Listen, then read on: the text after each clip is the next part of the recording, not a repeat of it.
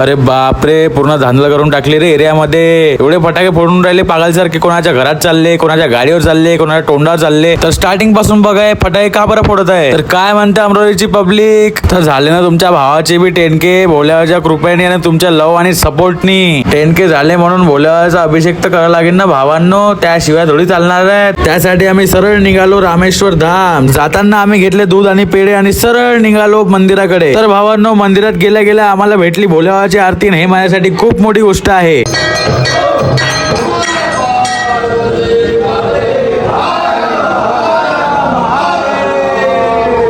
तर भावांनो, जशी आरती खतम झाली तसं मी केला भोलेबाबाचा अभिषेक, कारण की भोलेबाबाच्या कृपेनेच माझे 10K फॉलोअर्स कंप्लीट झाले आहे. जय श्री महाकाल. मंदिराच्या बाहेर आल्यावर माहित पडलं की आमची गाडी ड्राय आहे, म्हणून आलो मी फर्स्ट स्टॉपवर पेट्रोल टाकायला. फर्स्ट स्टॉपचा पेट्रोल पंप बंद होता. मग समोर गेलो, समोर पेट्रोल भरलं, सरळ पोहोचलो एरियामध्ये. एरियामध्ये येऊन माहित पडलं मित्रांनो, इथं सब केक वेक ठेवून सब रेडी बसलेले होते. फक्त माझाच वेट चालू होता. मग अचानक विशाल भैयाला काय माहित काय आलं, त्यांनी फटाके जाणं चालू करून टाकले. अरे भाई काय करू बाबा, पोट्ट्यांचा पोट्टे बोल शॉर्ट आहे भाई. 10Kची खुशी माझ्यापेक्षा जास्त त्यांना आहे, म्हणून त्यांना पहिलेच फटाके फोडणं चालू करून दिले केक कापाच्या पहिले. अरे बाबा लय झाले रे बाबा. अजून काही जाणार व्हायच्या पहिले त्यांना बोललो की चला लवकर लवकर केक कापून घेऊ. जिन जिन को लगता था कुशल दौड़े के 10K नहीं होंगे, हो गए.